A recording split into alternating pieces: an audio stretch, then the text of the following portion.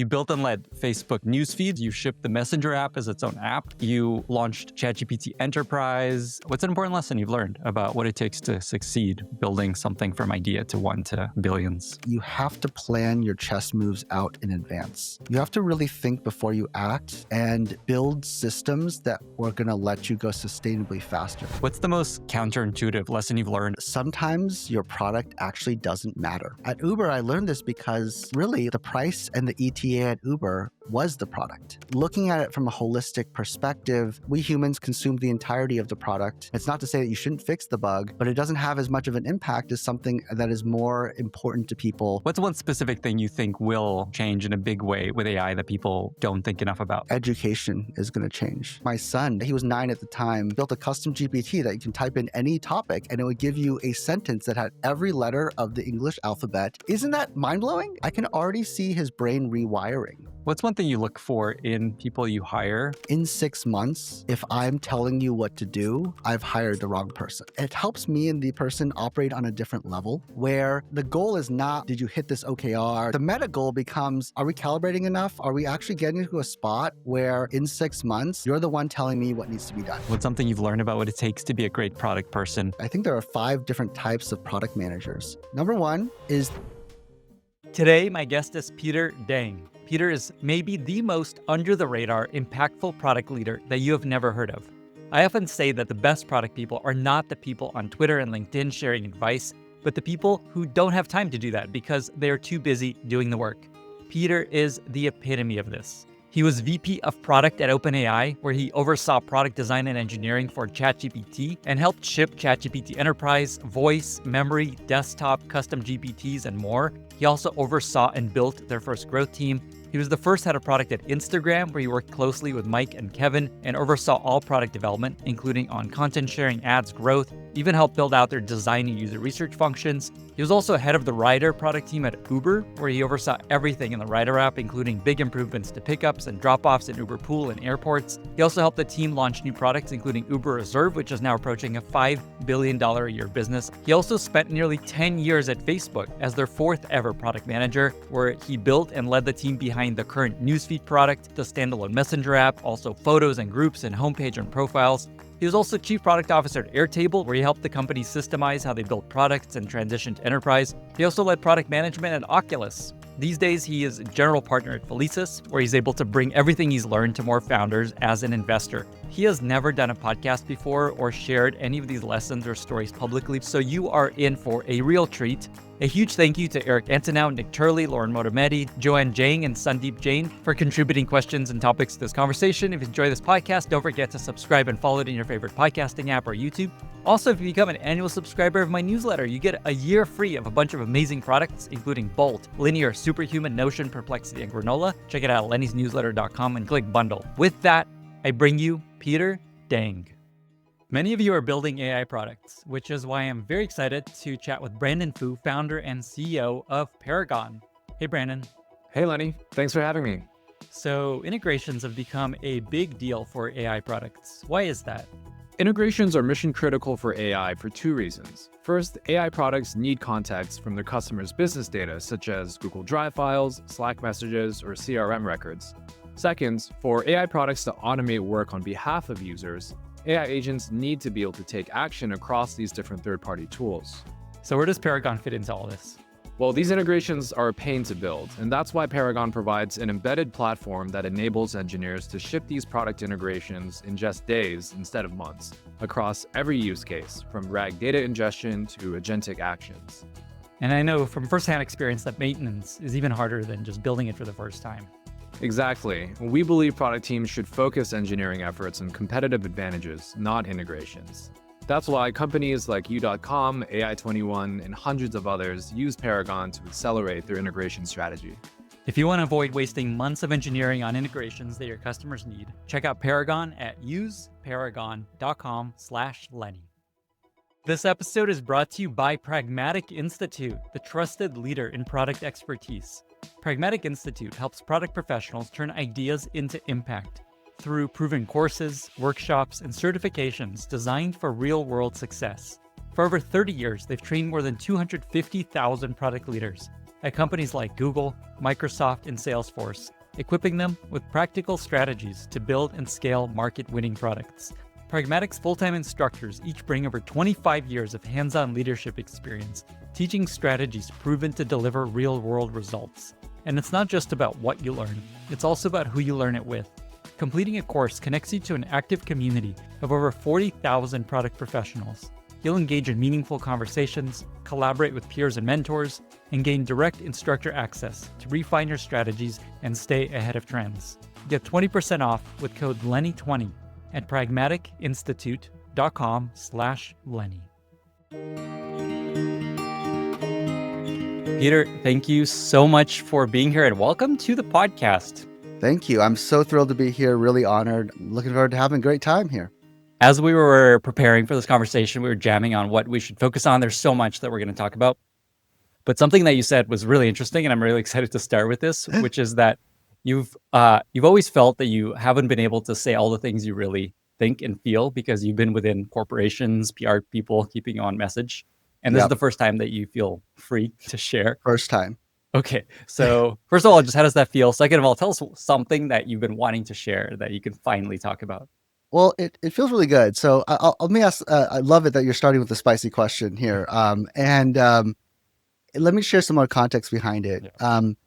It's, I'm here to speak more freely, but it's not really what you think. I'm not here to divulge any secrets from the companies, but naturally I'm kind of a storyteller. I'm kind of an introvert. So this podcast, I feel like I have the ability to go deeper with you on any topic and kind of add the context, because I think without some of the context, some of my spicy takes or whatnot might be taken out of context, and just not having the time pressure, not feeling like there's some, PR message I have to hit is just really freeing. So it feels awesome. Really, anything that is on your mind that you would find interesting to your listeners, I'm here for it. And yeah, excited. Something I always tell guests, and I don't want people to take this out of context also, but I always describe myself as a reverse journalist, where I want the guest to be the best version of themselves. I never want to catch people off guard or just say something they never meant to say. So that's great. A safe space. Okay, but still, is there anything that you want to share, or that might be interesting to share that you've been wanting to share that you haven't been able to? Is there anything along those lines? I mean, I always get this question around sort of, AGI, is it coming? Is it gonna solve everything? What have you seen? I mean, it's so interesting because, when I was at OpenAI, it was around the time that people were really scared of AI and, it's going to, get rid of humans, or it's going to just, do all these things. But with every technology, I think everyone's been just kind of taking some time to acclimate to it. And I think with AGI, it's a similar thing, which is it's so far out that everyone's like, well, what's our world going to be like? And the real answer is like, none of us really know. But in terms of solving problems, I think some people believe AGI is going to solve everything, but I don't think so. AGI is just necessary, but not sufficient. A lot of the value is still going to require a bunch of hustle from a lot of builders to really turn that new source of energy and channel it into something that we humans want to use, that solves some of our problems.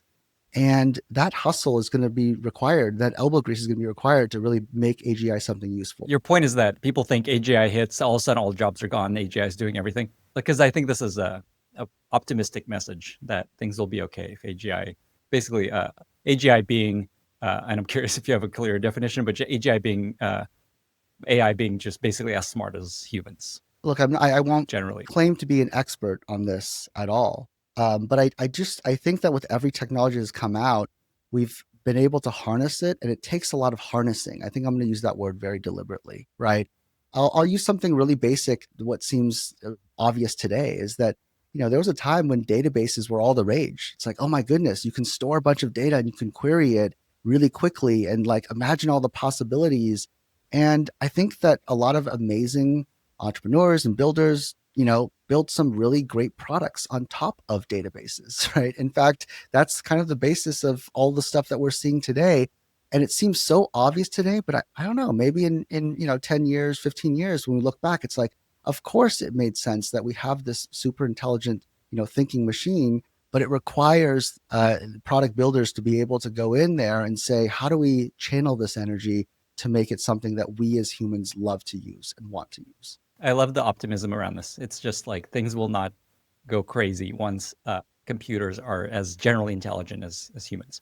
I think that's exactly the what I'm trying to say, and I think that again, every technology people have this fear, right? And I remember reading, or sorry, watching a documentary once, and they were talking about how when the bicycle came out, people were like, "Oh my goodness, this is going to be the end of all things."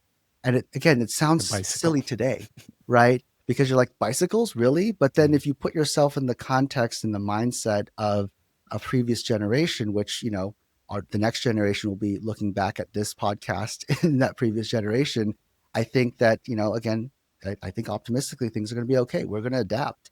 And this was actually one of the things that I talked about with my fresh friend Josh Constein at South by Southwest, is this idea that humans will always co-evolve with technology. And I think that co-evolution is already happening. If you take a look at sort of, there was a lot of a fear of AI just when ChatGPT came out. But, when you start to get familiar with it, that kind of things change. And then you are able to evolve from being, fearful to familiar, and to go all the way to having this mastery of this thing of like, oh my goodness, like look at all the startups that are happening now, all the things that we can build, right?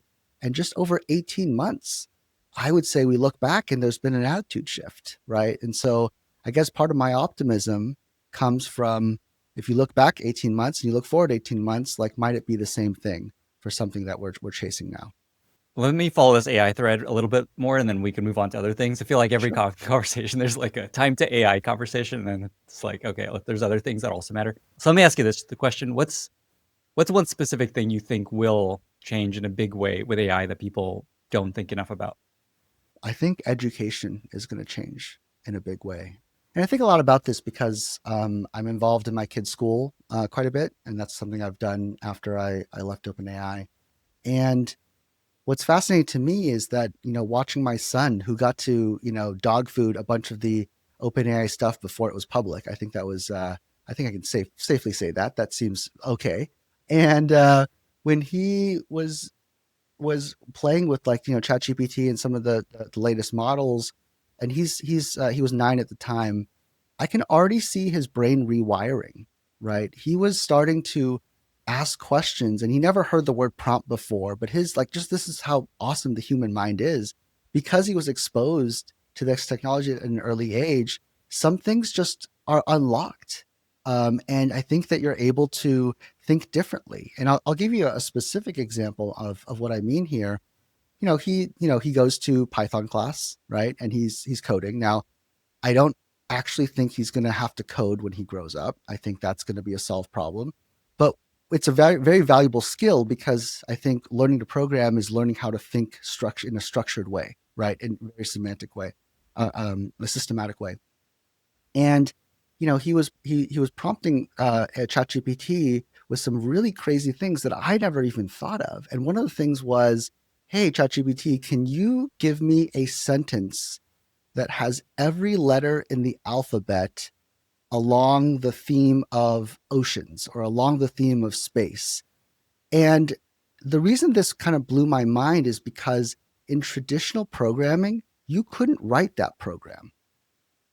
You can't say to, in Python, like, oh, write a function that goes and formulate. I mean, it's a really difficult function to write, but for, him to be able to think of that prompt, which is really cool, because he built a custom GPT that you can type in any topic and it would give you a sentence that had every letter of the English alphabet, kind of like the quick brown fox jumped over the lazy That's dog, what I was right? imagining. Like, isn't that mind blowing? It's like that he can now, at age 9, he could think about that. Whereas me at age 9, I was playing with Legos and like maybe Q Basic, right?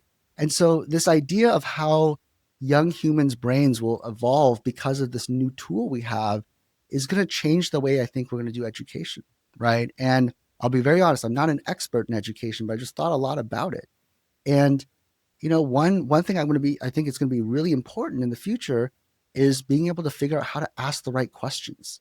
We humans are inherently inquisitive, but being inquisitive and turning that into the right questions to prompt or ask AI, which is going to be, again, something that everyone's going to have access to, is going to be a differentiator for sort of what kind of work can be done, right?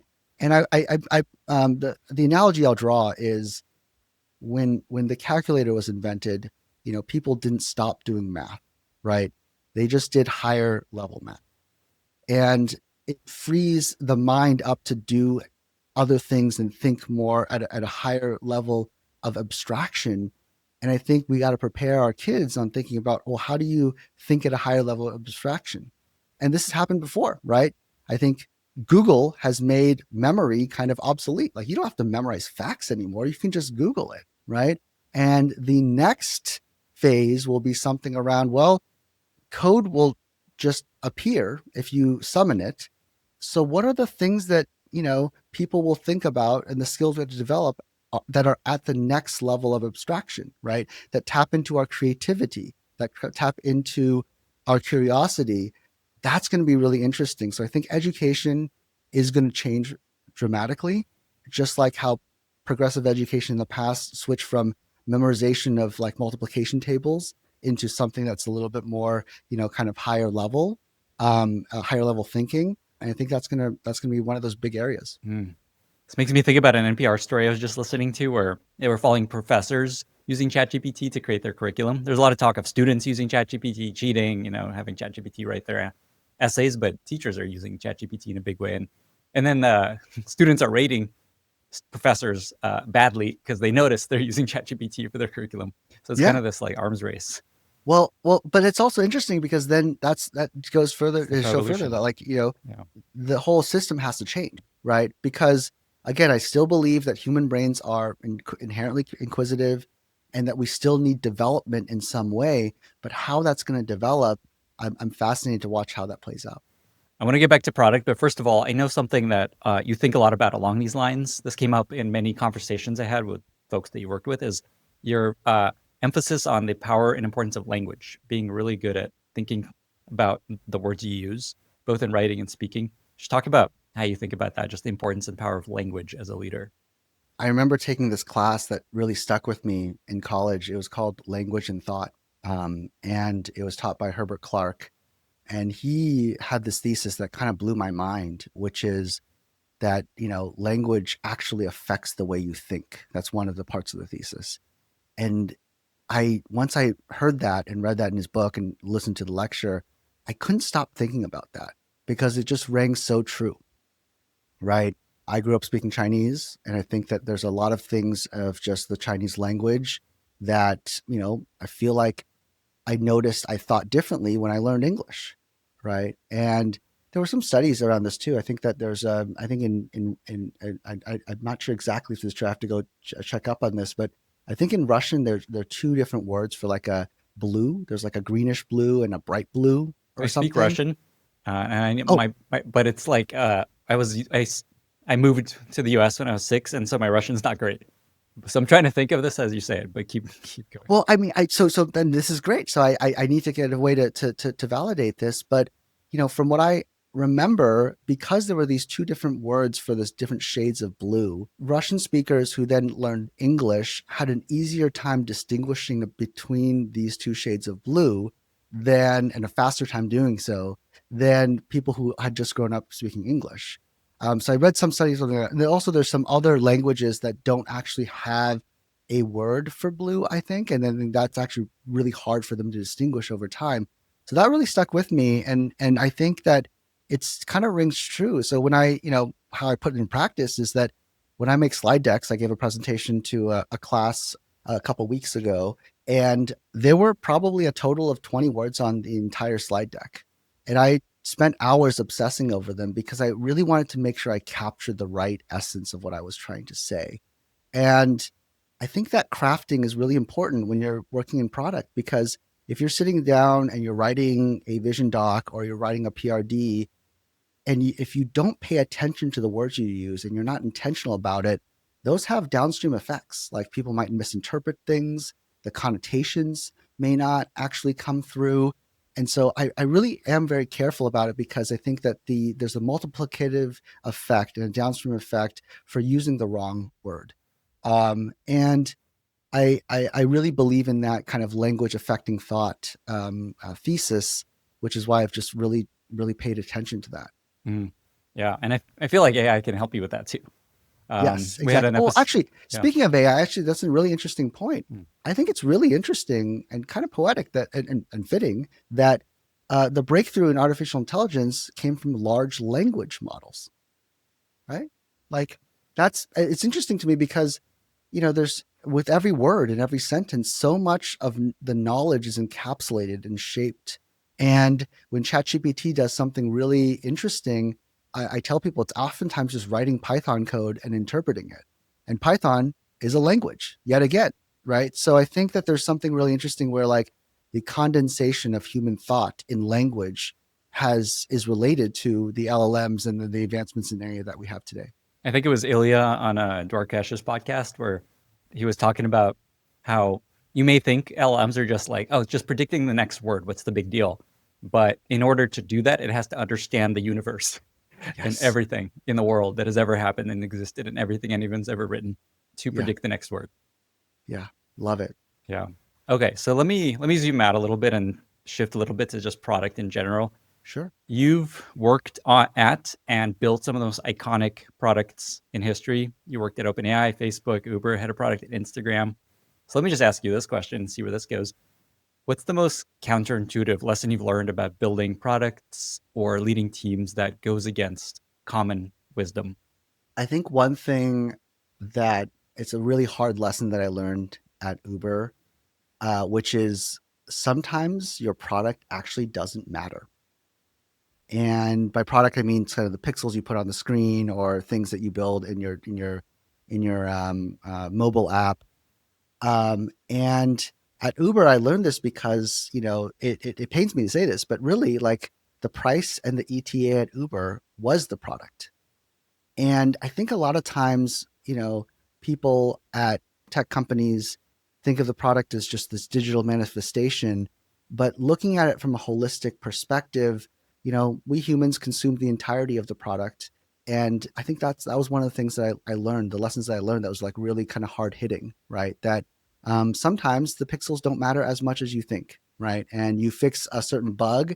It's not to say that you shouldn't fix the bug, but it doesn't have as much of an impact as something that is more important to people like a price or ETA. And this happens a lot in B2B products where it's not just about how it's great that your product is well loved by its end users, but does it make good business sense is one of those hard lessons I learned as a very bright-eyed, bushy-tailed sort of design-based product manager going into Uber.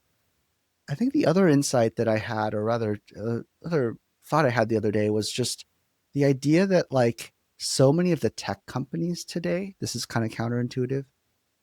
So many of the tech companies that are most valuable today didn't really start with any technological breakthrough. They were built on some kind of technological breakthrough and they ended up building a lot more technology. But really, a lot of these companies like Facebook, for example, just put in the hard work, right? The elbow grease to, especially in the early stages, to take, essentially a database of human connections and build something valuable on top of it and that keep on polishing and iterating that product and coming up with new ones like newsfeed and photo tagging were just, kind of came out of just really paying attention to what people wanted. And some of the ideas are super simple and it's not something that came out of the lab, right? So Uber, for example, took the fact that everyone had these GPS devices in their pockets and they didn't invent the GPS device, but they were able to take that and the fact that people had cars and people wanted to kind of, get around and there was a human need and they just connected the dots and put everything together.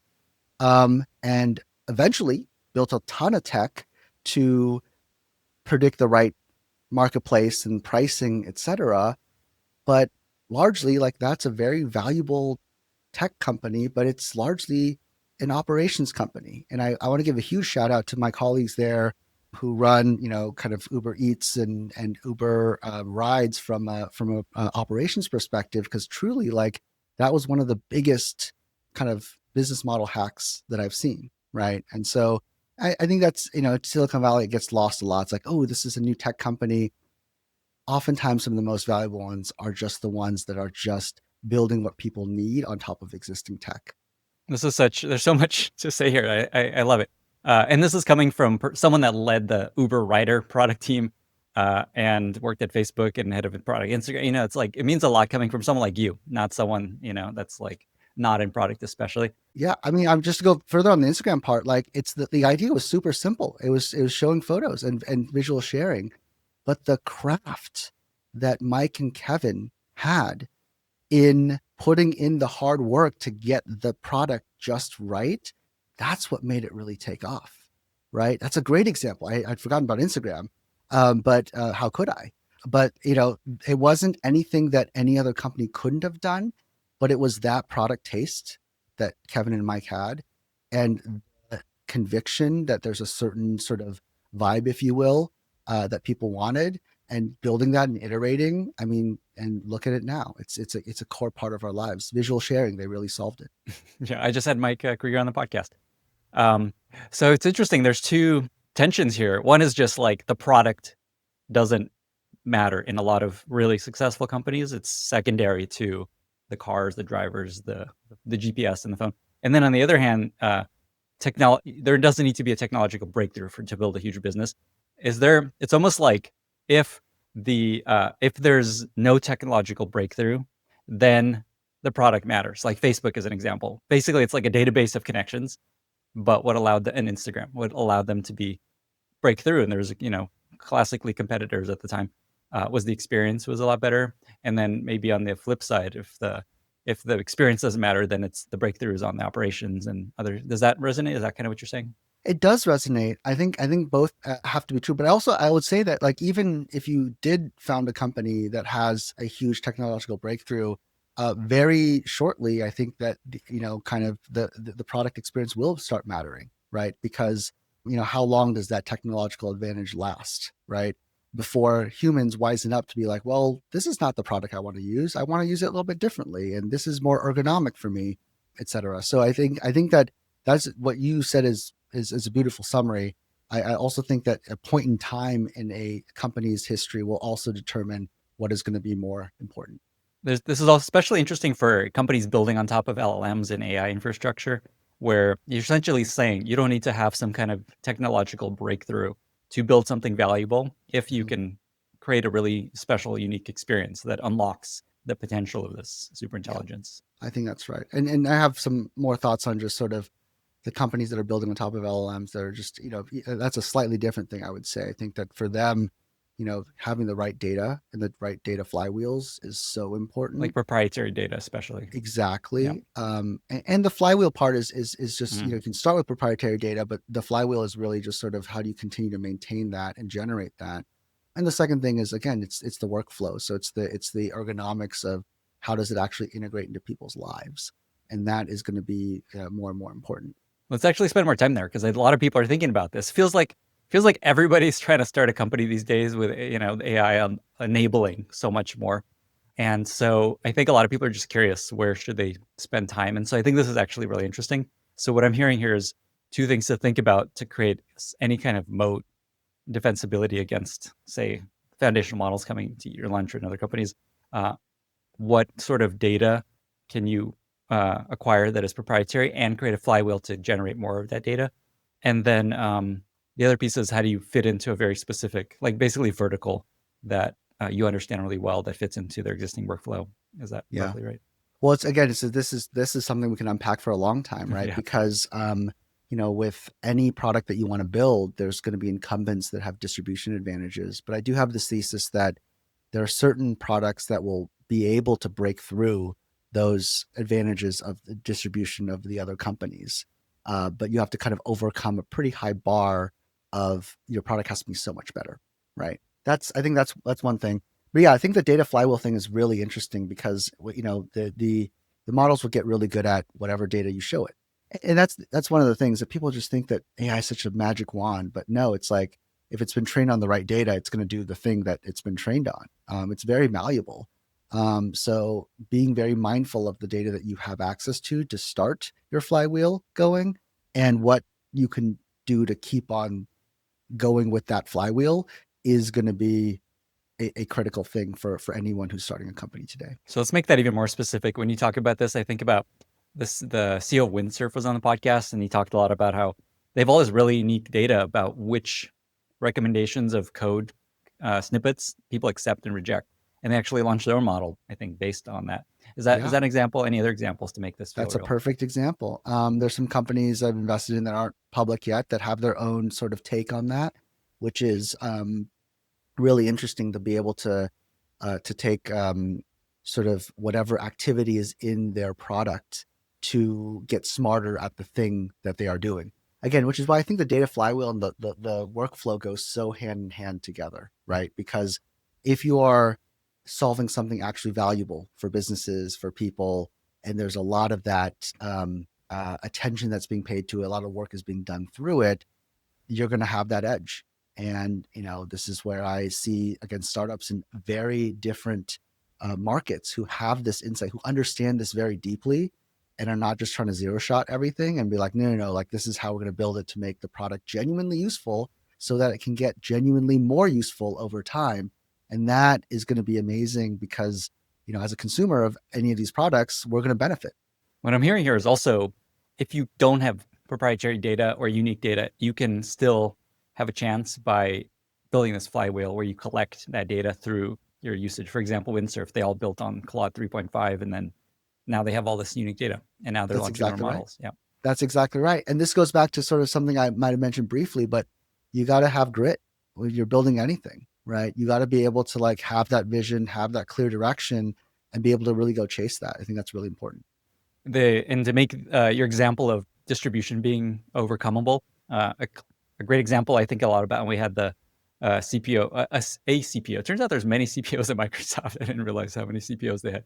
Yeah, and I asked her about like why didn't Copilot, like the fastest growing companies in the world, Cursor, Windsurf, Lovable, Bolt, all these guys, like Copilot was so ahead of these companies, and these companies broke through, while Microsoft has distribution, amazing talent, infrastructure, all the things, early first mover advantage. And it's to your point, they were just building products that were much better. Cursor, Windsurf, all these like Lovable, Bolt. I do believe there is a level of product craft that will make it so that it's just worth it to switch or try something else. And there are a few products out there that I see with this. I think Granola is one of them. There's so many distribution advantages that Google Meet has, that Microsoft Teams has, Zoom has, but they're just these tiny little product craft delightful things that I really appreciate myself, of like, yeah, they got it. They have these little edges sanded down just right, and they've really figured out a way to really make it so delightful that it's like, yeah, I will install this piece of software. Yes, 100%. I will talk to my friends about this because it is so life-changing, right? And that we're starting to see that now. Again, before, I would say 18 months ago, it's like, oh, well, who has the best model? But then going forward, it's like, really, who has the best workflow and who has the best product? And we humans are just demanding. We want the best. And so when someone is going to come out and produce something that's so well crafted, I think people are going to pay attention. So a couple of takeaways here is, if you're trying to build an AI startup, a few things you should be thinking about that gives you a better chance of breaking through and winning is, what are your data flywheels where you collect proprietary unique data? How do you build something that's the craft comes through and people are like wowed and want to tell their friends about it? Granola is a great example. Clearly Cursor, Lovable, Bolt, Repl, all these guys did that. And then it feels like there's just like understand a vertical workflow really well, and then someone's problem and solve that in a really unique way. Yep, you couldn't have put it better myself. Awesome. Let me ask you this, because this came up in my chat with Mike at Anthropic, and it's along these lines. So I was thinking about just what is product doing at Anthropic? So they're building this basically a gigabrain super intelligence thing that's going to know everything and maybe build its own experience in the future. And then there's this like product team building this layer on top to interact with this super intelligence gigabrain. What is the point? What is the value of that layer? You spoke to it a bit here of just like there's value in the experience and it feeling native. But I guess let me just ask you that. Just where do you think product goes at a company like Anthropic, OpenAI, where there's just the super intelligence that the team is working on and there's this like UX on top? I think those companies have just such an advantage because you get to work in the same building as the researchers, And I think that, there's that really kind of symbiotic relationship, close partnership between post-training and product where, again, more and more, it's going to be less about the raw intelligence. It's going to be about the fine tuning of what the model can do that really resonates with people and what people want, and also what the product trajectory is going to be, right? So I think you're going to see that more and more. I mean, I think this is less about Anthropic, but more about OpenAI. I think OpenAI made a great move. I am a huge Fiji fan. As soon as that news leaked that she was going to join, I texted her. I was like, "This is great, amazing, congratulations! I'm thrilled for her, for the company, for all of my friends still at OpenAI, because it's just going to be this amazing leader coming in."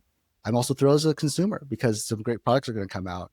And I think that close, tight knit relationship between at any of these large model companies between post training and product is going to produce some really incredible stuff.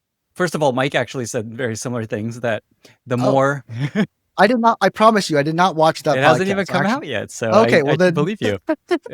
Yeah, he had this interesting finding where he put product people on like UX, product experience, front facing product, and then he put PMs on the research teams and building models, helping models get better, helping researchers build things. And he found that all the leverage and wins came from the PMs working with the researchers, much less so on the product experience. And so he puts more and more PMs with that team. I'm so thrilled to hear that, because it's very validating, because that's what we did at OpenAI too. Like, we were very closely tied to the post trading team, and so it was because of that tight collaboration that you see some of the advances of ChatGPT getting better at so many things, right? So it's great. It's awesome that we independently came to the same conclusion. Yes, it's a good sign. Okay, so we're talking about startups building new companies. I want to follow this thread a little bit. Sure. I feel like you've built more products that from 0 to 1 to scale than maybe most anyone else across all the companies that you've worked at. I'm going to do a quick rundown of some of the things you've done, and I'm going to miss a bunch, but let's see. You built and led the Facebook newsfeed, the current version of it. You built the new groups experience, chat and messages. You shipped the Messenger app as its own app. That was one of your projects. You led Uber Pool, low-cost rides. You launched ChatGPT Enterprise. You shipped voice and vision, memory, custom GPTs, just refreshing the whole design of ChatGPT. Many more things. A lot of work at Airtable, obviously, also Oculus. These are just some examples. In the intro, I'm going to try to go through all these things. So all that to say, I feel like you've seen a lot of what works and doesn't work, building from idea from 0 essentially to 1 to scale. So let me just ask you this question. What's an important lesson you've learned about what it takes to succeed building something from idea to 1 to billions? Yeah. Thank you. And that was a good trip down memory lane too, when you read that off. So I think the first thing I would say, and going from 0 to 1 is different than going from 1 to 100. And when you are in the 1 to 100 phase, which is a lot of the time that I spent, is the 1 to 100 phase, we quadrupled Instagram usage in 2 years. That was very much a fun ride, and there's a bunch of other examples at other companies. But when you go to 1 to 100, I think one of the things that you really got to take into account is that you have to plan your chess moves out in advance. You have to really think before you act and build systems that are going to let you go sustainably faster. Because the 0 to 1 is you're trying to find that product market fit. And then when you get to 1 to 100, you're trying to make sure you can get to hyperscale and as fast as you can, right? And I've been very fortunate to be along the ride of many of these products as they were going through that hyperscale. And the analogy I always like to use is that when you do that, you feel the G forces, right? And some people are like, "Oh yeah, I'm a pilot. I can fly at 35,000 feet," but like the feeling the G forces of takeoff of a rocket is very different, right?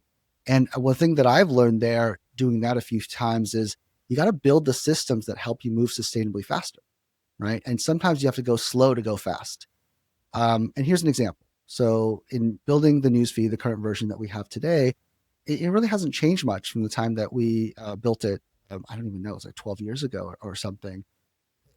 I don't know the reason why it hasn't changed much, but I like to think that it's because we put a lot of time and craft into thinking about the whole sharing loop and what are the key pieces of it, and how is it architected? What's the information architecture, and what does that whole flow look like? How does it go from posting something at the top of the page to showing up in the newsfeed to someone clicking like, and then that notifications thing lighting up red, and then that repeating over and over again?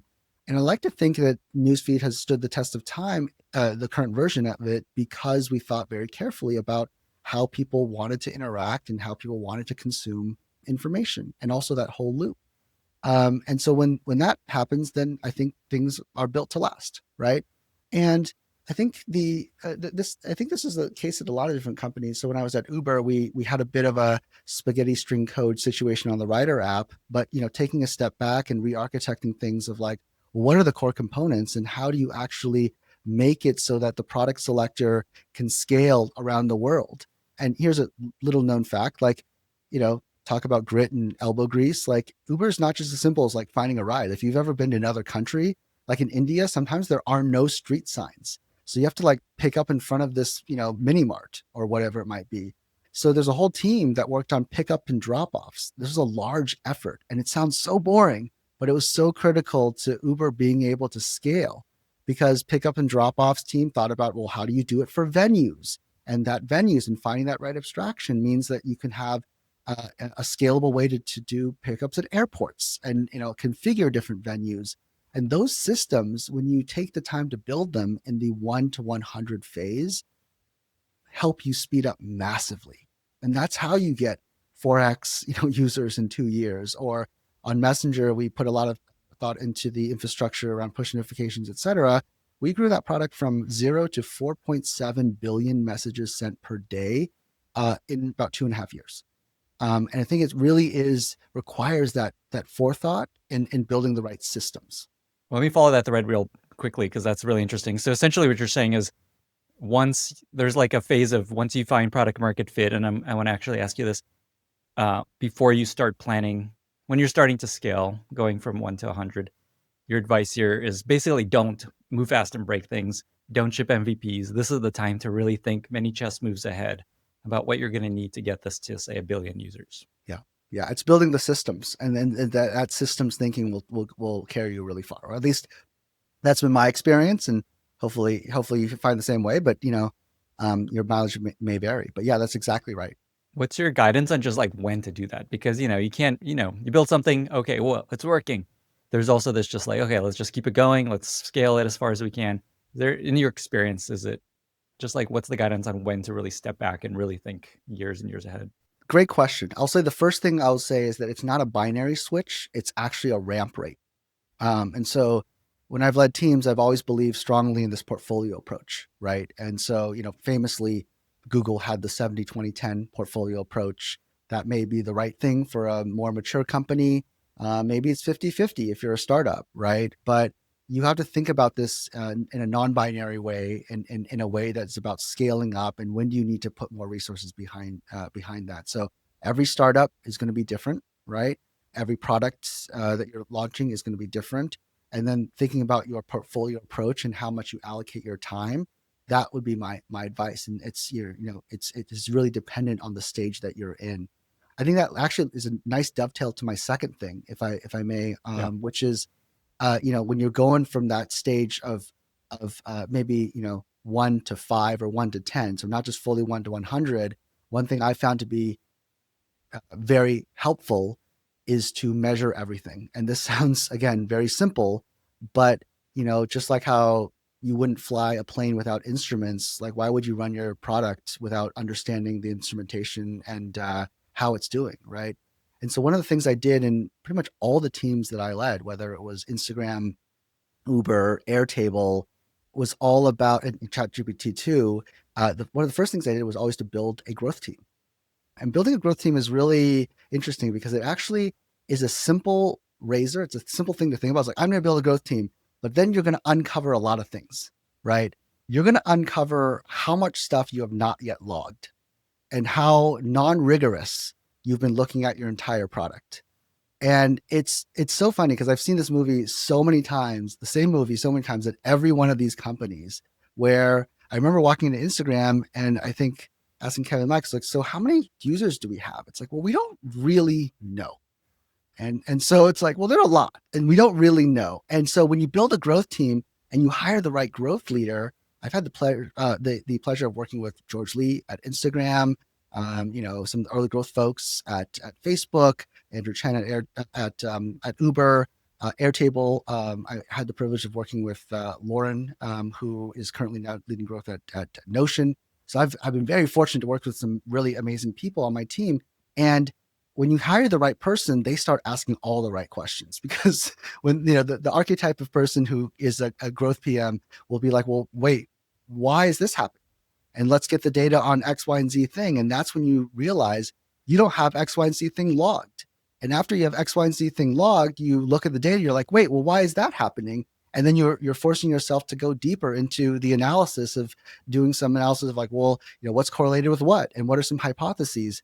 And because growth product leaders are so into this experimentation side, it actually is this really easy thing to do. Is when you start building a growth team, it just begets all of the right questions being asked.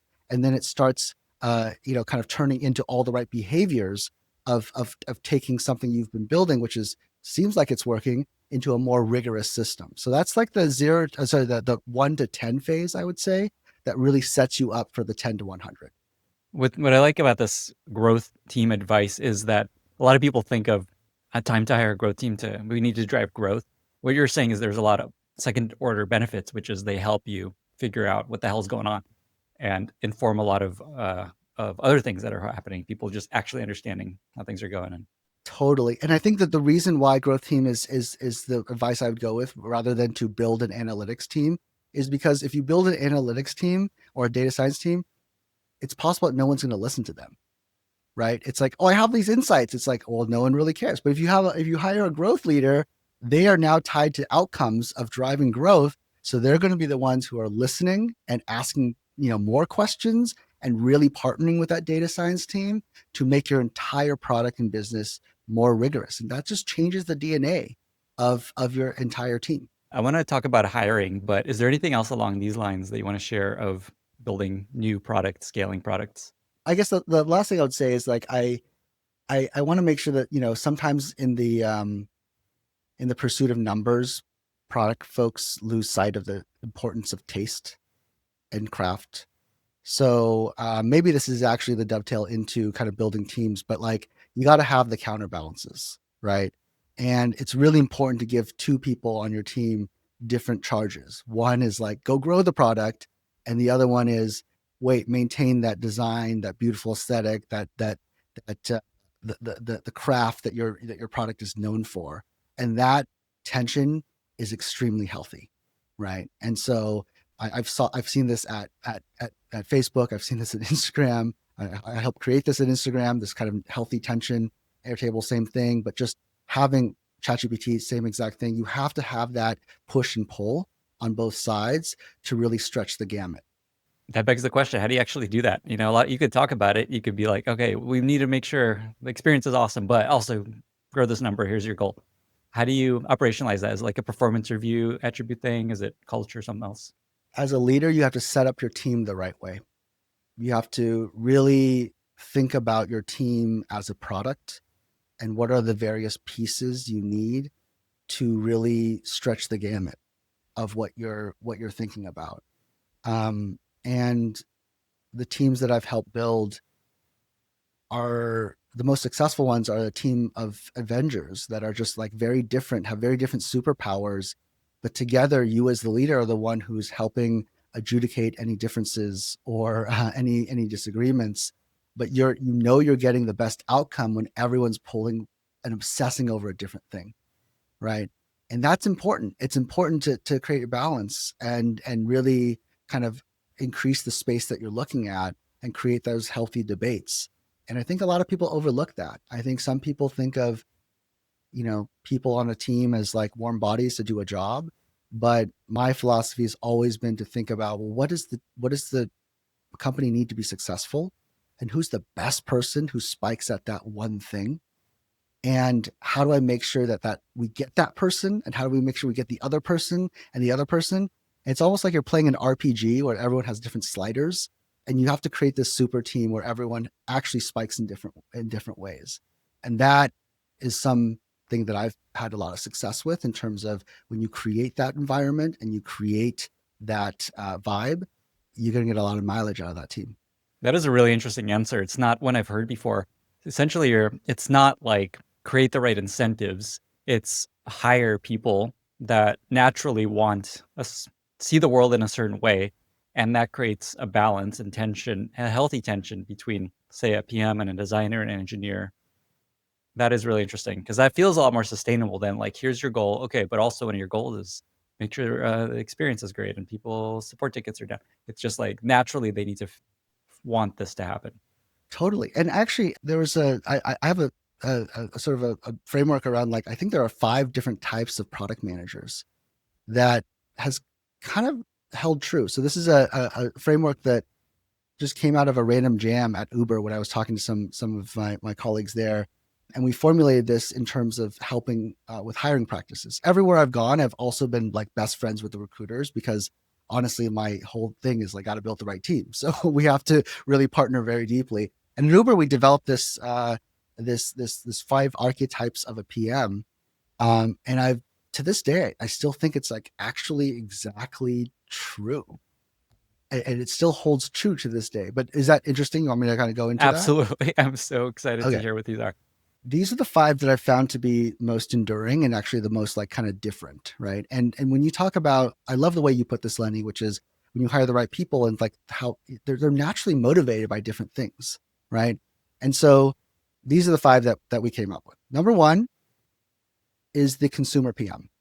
So this is the person that's like half designer, half product person, really obsessed over the details. Is it delightful? Is it crafted enough? Oh my goodness, this is 3 pixels off. I can't stand it. This is like driving me nuts. Like, why is this so complex? I mean, these are the people that you think of as like, sometimes the quintessential PM is the consumer PM, but that's just one type, right? And another type, just kind of on the other side, we've talked about before, is the growth PM. These people are like half data scientist, half product person. They are kind of wired to think numbers first. And they have this kind of air about them that's like the best ones do, which is like, I'm really skeptical. Show me the data. Let's run a test and prove it. I don't believe you, right? And it's and I start with these 2 in the framework because they're actually really different, right? One, it's like, I have vibe. I feel the vibe. This is better. And the other one's like, no, I don't believe you. We should test this and prove it. And that's like a really healthy tension. I love having 2 people in a room, like debating that. I'm like, great, we are going to get some good things done and we're going to move the product forward. The third type is, kind of what I call the GM PM or the business PM, right? These are like kind of half MBA, half product person.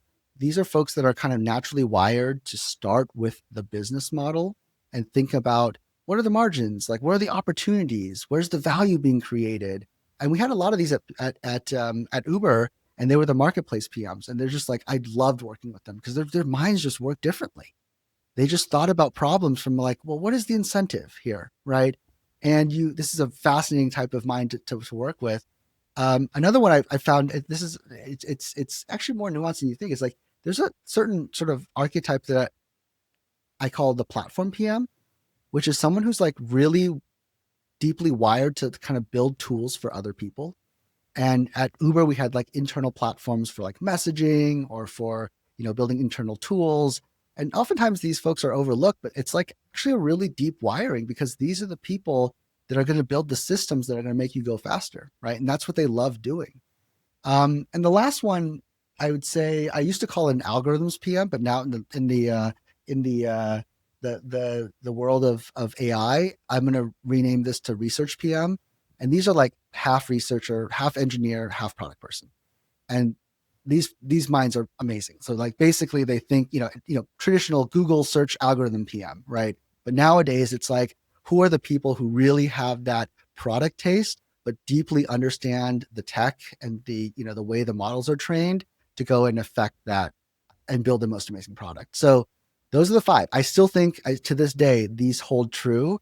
And we might have been onto something the day that we brainstormed this at Uber. But I'm curious to hear your feedback. This is great. As you're talking, I'm just like, here's that person, here's that person. Okay, they fit here. This super resonates. This episode is brought to you by Content Square, the analytics platform that helps companies build better digital experiences. Ever wonder why customers drop off before converting? Or why some pages perform better than others? Content Square takes the guesswork out of digital experiences, giving you real-time insights into how users interact with your site or app. With AI-powered analytics, automatic frustration detection, and clear visualizations, you'll know exactly what's working and what's holding your customers back. Whether you're optimizing an e-commerce checkout, refining a B2B lead flow, or improving a mobile app experience, Content Square pinpoints exactly what needs fixing and why. Content Square powers better customer journeys across 1.3 million websites and apps. Discover the insights you've been missing at contentsquare.com/Lenny.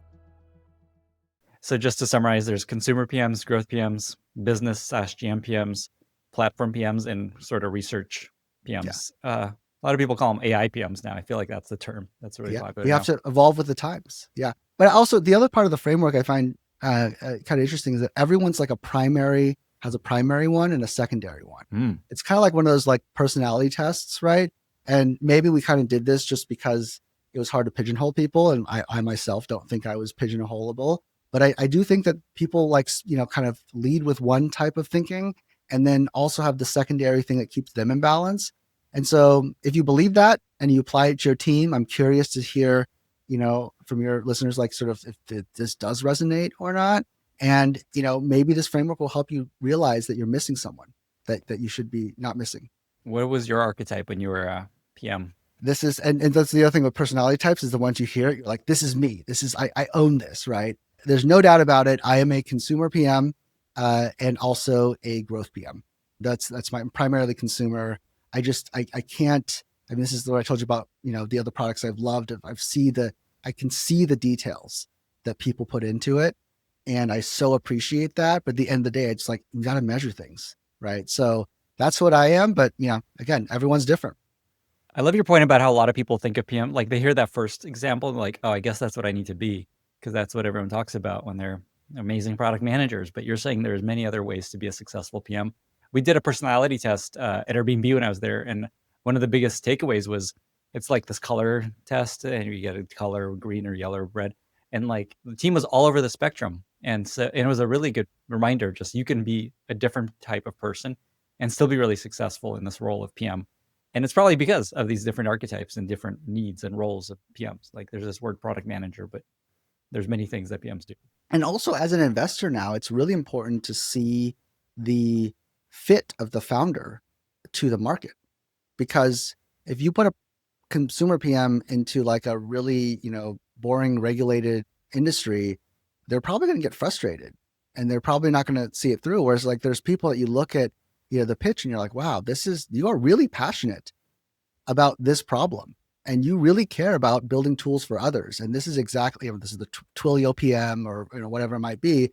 You're a perfect fit for this business. And like, that's awesome. Right. So I think that, I love what you just said in the summary, because I think there's no one way to be a PM. And I think this is sort of hopefully this framework will give people a little bit more space to be, express who they really are. I'm curious if other functions also have these sort of archetypes like designers and engineers, but we don't need to get into that. How about if you're listening to this on YouTube, leave a comment of which of these archetypes you think you might be. What's your primary and secondary? I'll read them again. Consumer PM, growth PM, business/GM PM, platform PM, research/AI PM. Love it. Okay. I want to talk about hiring. So this actually came up a lot when I was chatting with folks that you've worked with, especially Nick Turley, who's head of product at ChatGPT, who we're trying to get on the podcast, because that's he's awesome. That's what I've heard. So he told me that the current head of engineering, the lead product engineer, the head of design, and head of marketing at ChatGPT are people that you hired. Also, many of the people you hired have gone on to do incredible things. You've shared a few of those names. Many of them have been on the podcast, which is the ultimate measure of success. So let me just ask you this. What's one thing you look for in people you hire that you think people sleep on, that you think people aren't paying enough attention to, that helps you find amazing stars? That's really flattering to hear that from Nick. Nick is one of the best people I've worked with, period. In fact, I want to just do a quick shout out of like folks at OpenAI are pretty much the best people I've ever worked with in my career. When I took the job, I told the team, this is going to be my last operating role, and I'm going to leave it all on the field. And I'm just going to go all out. And basically, I spent probably as much time, if not more time, on recruiting and building the team than as I did sort of thinking about the product. And this is going back to sort of what I said earlier about, I think you got to bring the right people together to have a huge impact. And oftentimes leaders overlook this and they're like, oh, it's just a warm body. But truly, people who have strengths in certain areas complement others with strengths in other areas. And when you build that team, amazing things happen. It's the best investment you can make. It's going to pay off so many dividends. So I think that's my opening salvo in terms of like, you got to get everyone who's listening out there, you got to make sure you look at everyone in your team. You sort of look at what you need, and you have to get the best in each. And truly, like, in my farewell dinner at OpenAI, I think I closed with just the like, look, I don't even know what I would do after this because all the best people I've worked with are here. We have Ian Silber running design there, Thomas Dimson, Joey Flynn, Ryan O'Rourke, Nick Turley was an amazing person I met there. Joanne, I mean, I have so many people I'm missing, but Coley on product marketing, Eric Antonow on the marketing comm side, Solman on engineering. The list goes on. Product operations is stellar. I'm so proud of, like, honestly, the team that I built there more than the products. So I just wanted to say that it's just like it's a big thing that I really care about, and I hope more leaders think about that too. Is like really be mindful of putting your team together and thinking about that as a product. And you have to really craft that. You have to really care about the team, right? Just to double down on that point, actually, before you get to the next tip, here's I just love this answer, which is, if I were to ask someone, what's your hiring advice? What do you look for that people may not be looking for enough? I love that most of it would be like, in that person, here's what you need to focus on, and here's the interview question. But the kind of your broad answer so far is it's not actually about the person so much as what is the team going to look like, and where do we need spikes? Where do we need to balance out the composition of this Avengers that we're building? Totally. Awesome. Totally. That's exactly right. And so that being said, I guess I have, on brand, I have two things I want to share about sort of hiring the right team. I have this saying, I actually have this like doc that I've taken around various companies called the PXD API, which is like, here's how to work with me. And in it, there's a saying that I have, which is what I really optimize for everyone that I support and everyone I hire, which is, in 6 months, if I'm telling you what to do, I've hired the wrong person. And it's just kind of served me really well as on 3 different levels, right? Number one, it's a reminder for myself when I'm either hiring or looking for the person, is to keep my bar super high and just not settle. Because if I do, most likely in 6 months, it would not be true that I would be able to let this person run, and I would still be telling them what to do, which is not what I want. That is not my desire. The second sort of effect of that is that I say that to people, when they come on the team or as we're making the hire, because, it communicates to them that that's my bar, and that's how they know they'll be successful, right? And something to kind of work towards, right? And the third thing is kind of a joint thing for both of us, which is it kind of gives us, it helps me and the person operate on a different level, where it's not, the goal is not like, did you hit this OKR? Did you hit this goal? The meta goal becomes, hey, are we building, are we calibrating enough? Are we actually getting to a spot where in 6 months, like, you're the one telling me what needs to be done? Like that, are we getting there, right? Because then if that's the framing, every, mistake that, is made or whatever on either of our parts becomes a learning opportunity in terms of like, well, how do we grow to from this to where we want to be in 6 months, right? And how is it possible that, I as a manager can do the right things to set this person up for success so that I don't even have to be involved in 6 months, right? And I think that those 3 things, like, and being able to have that second order effect of like this simple razor in 6 months, if I'm telling you what to do, I've hired the wrong person. It puts pressure on me. It puts pressure on the person, and it creates this really interesting environment and this kind of safe space to really think about, are we heading towards that goal? And again, every place I've been at, as much as I've loved building the product, I've taken so much pride in building the team, and it's just been so much of a pleasure. And I think this is my one of the 2 secrets that I have here. This is so good. I want to have a follow-up question, but just to point out why I think this is so genius is there's kind of a assumption here of this person, you can trust them. So there's Yeah. like, do I trust this person? Do I feel like they're going to be proactive? Do I feel like they're going to have correct insights, essentially taste and gut feeling? It's like the layer below this question, which is great. And also just this like autonomy. It feels like autonomy almost implies so many important traits of somebody that you want to hire. And I love just how simple this question is for both you and them to do all Thank that. you. And really with that autonomy, I love what you said about autonomy, because truly, if without, as a leader, as a manager, your goal is to scale. And if you don't have, if this simple statement is not true, how are you able to build the best company, the best product? So here's the follow-up question. Is this mostly for leaders, like say head of product at ChatGPT? Say someone's not a CPO, they're just like, I don't know, a manager of a PM team. Is there a version of this that you think might be useful to them, or is this mostly for leaders? I think this is for everyone. Mm. I think it's for everyone who is a manager, right? Because, if you're going to be a successful manager at any company, or a leader at any company, and if you're kind of starting as a line manager or whatnot, and you're kind of uh, wanting to grow, or even just wanting to, if you're early at a company, you have so much institutional knowledge, and so getting more leverage in terms of being able to pass on the wisdom that you've learned is so crucial into being successful, that I think every manager should approach their reports with this, because truly, like, it's just good for everyone. It's good for the company to have more kind of leverage and scale. It's good for the person who is being brought onto the team, because they know what success looks like, and it gives them a path to kind of keep on growing. And it's great for you as a leader, as a manager, to be able to basically scale up the entire sort of expertise of your team.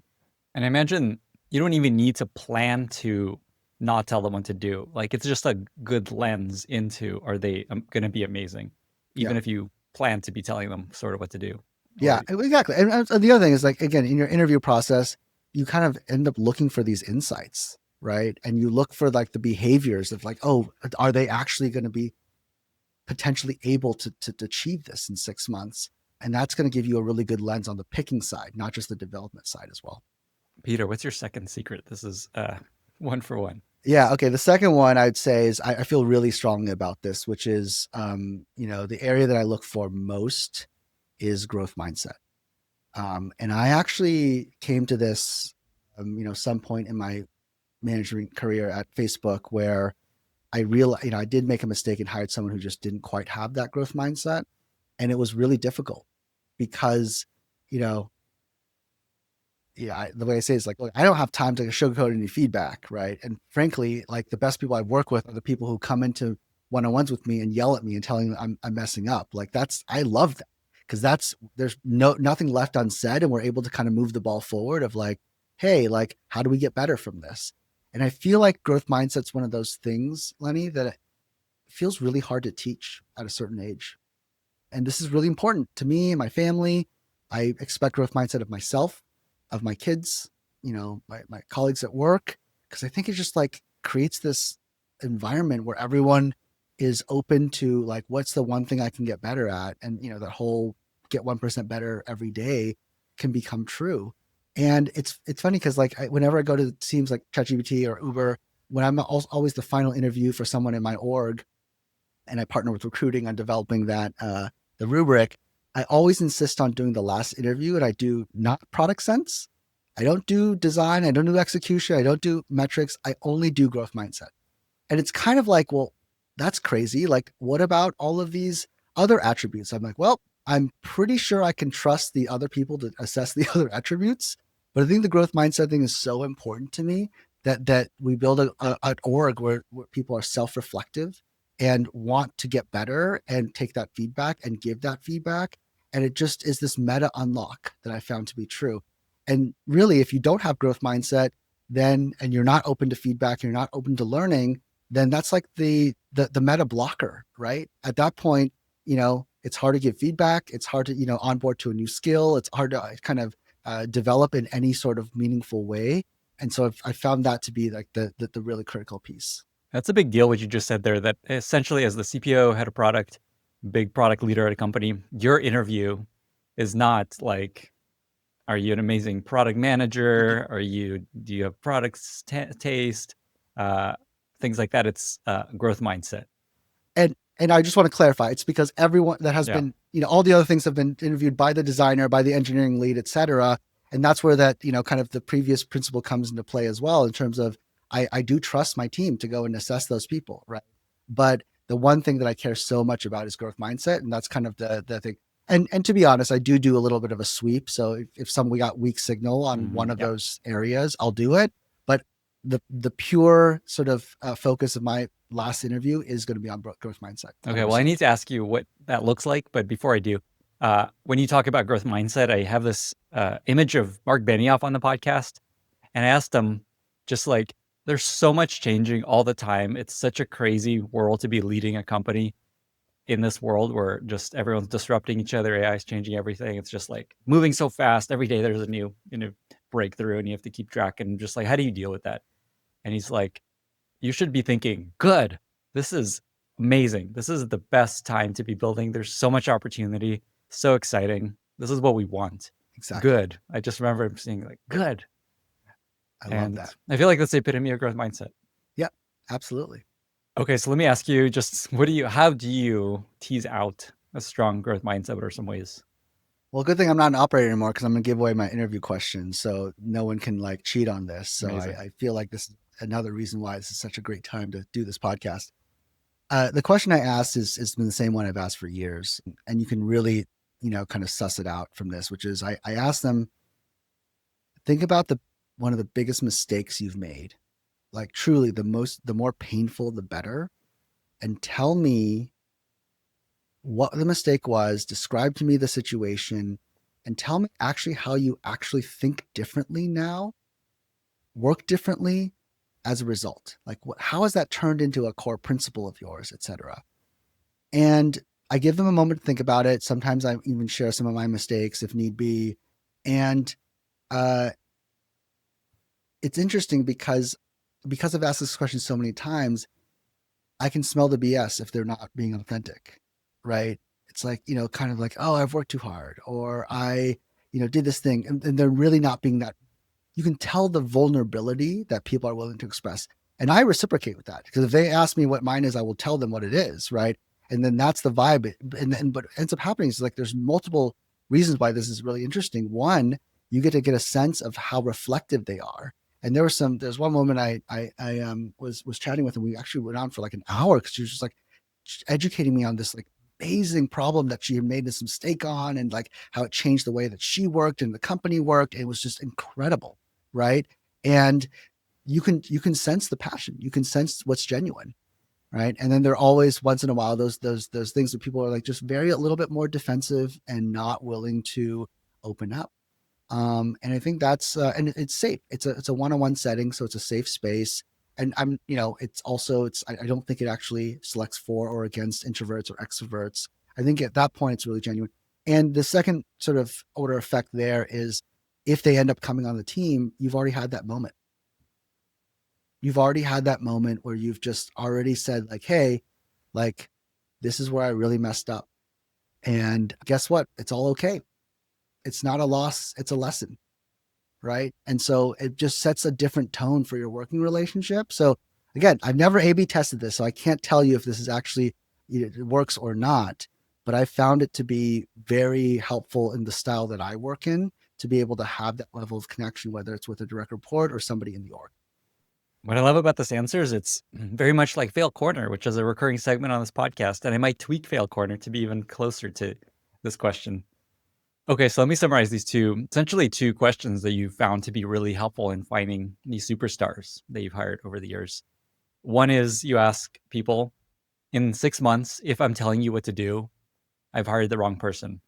Or I guess, how do you say it when you say it to someone? Just like, you're probably the wrong person for Well, this. it's actually framed a little bit differently. It's in Mm. so there's 5 different sort of part of my API, or just how to work best with me. There's like 5 attributes of people that are most successful who work with me and I love working with, and one of them is framed as sort of like, you're telling me what to do, not the other way around. 6 months after joining. Right. And then I follow up with, in 6 months, if I'm still telling you what to do, I've Mm. hired the wrong person. Got it. Right. And I think that's how I frame it. Okay. By the way, you should open source this PXD API doc. I would love to. I think now I got nothing to hide. I'm just like, here, I'm an open book. So maybe we'll do that at some Okay, point. so- You'll make me brave enough to do that. Okay. Maybe after this podcast, So you may find a link in the show notes for this podcast to that doc. if I'm brave enough. Okay, and then the other question you ask is, tell me essentially a story of when you failed, a product that you launched failed, and how that changed how you behave, how you think about product, how you operate. Yeah. Amazing. Okay, great. Okay, let's talk about management. Sure. So this came up. So I talked to a bunch of people that have worked with you, and interestingly, one of the most recurring themes, it wasn't about like AI or hiring came up a bit, but it was actually mostly about how skilled you are as a manager. And this has already come through in a lot of the things we've talked about. So I want to talk about a couple things here. Sure. One is someone that you worked with at OpenAI, Joanna Jang, or is it Joanne? Yang? Joanne Jang or Yang? Yeah, Jang. Jang. Okay, cool. You worked with her at OpenAI, and she shared a couple things that I think are really interesting. One is that you had a profound impact on her career by teaching her how to manage up more effectively. And you did that by teaching her a really simple phrase that she just says and uses. First of all, do you remember what that phrase is? I've said a lot of stuff and I've kind of forgotten. I tend to forget what I say, so you might have to remind me. Okay, so she said, say you'll do the thing, say you did the thing, as a skill of managing up. So Sure. just talk about that, just the power of that and what that's all about. I mean, look, I learned this from my time at Uber, from Jill, who runs PR comms and policy there. And she used to have the saying, which is like, repetition doesn't spoil the prayer. It's just a natural thing where people are busy. So whether, if you think about managing up or even managing, the entire org, if you don't repeat what your goals are, if you don't repeat what your vision is, if you don't repeat the thing that you feel strongly about, like what you're doing, what you're, whether it's maybe to your manager, one, I think you might lose sight of the thing that's important. And I think this is where it's a little bit of behavior. This is another language affecting thought thing, right? By giving this phrase to Joanne, maybe it was just like, hey, let's just be very intentional about what we build. That becomes a constant reminder, right? And it also has this other effect where if you're saying this is what I'm doing, and then that's a thing that your manager is like, wait, we don't need to do that anymore. You can have a conversation about that, as opposed to just like doing the thing and not saying that you're doing it. So let me take a step back. So one, say what you're going to do. And then in that exercise, you're going to be able to calibrate with your manager, again, with anyone, right? What is it that we're going to do? And I think the words are really important here, going back to what I said earlier. So figuring out what is that goal and crafting that to really pack the most punch and the densest of concepts, right? And then you're telling them that you're doing it, which that's the second phase, which is like, well, in your one-on-ones or in your team all hands, you're saying this is what we're doing, right? It's a great time to reaffirm what you're doing or invite the conversation that this is no longer the thing to do. And you got to tell them you did it. So just close the loop. Just be like, okay, great. This is now done.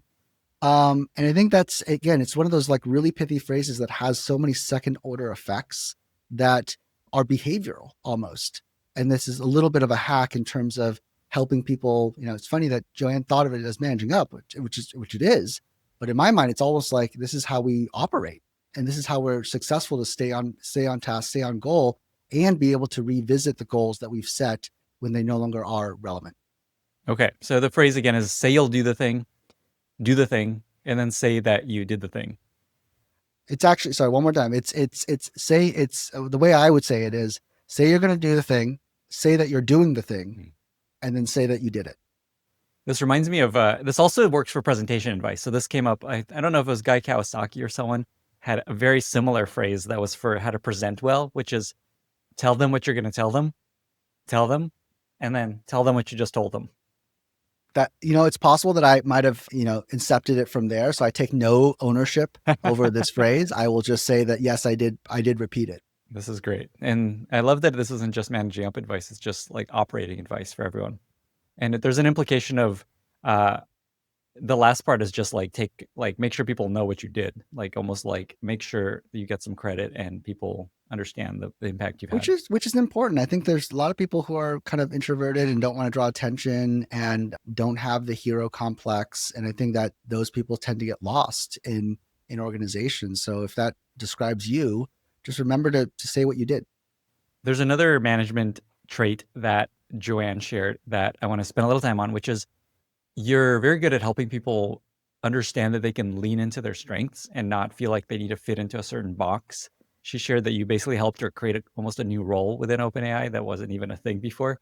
So just maybe share that example and then just talk about why this is important, how you think about this. Well, I love that we're talking about things that Joanne are telling you, because Joanne's really special. I got to just take a moment to give her a giant shout out. She is the only person that I've worked with that has as much technical depth as she does have product taste.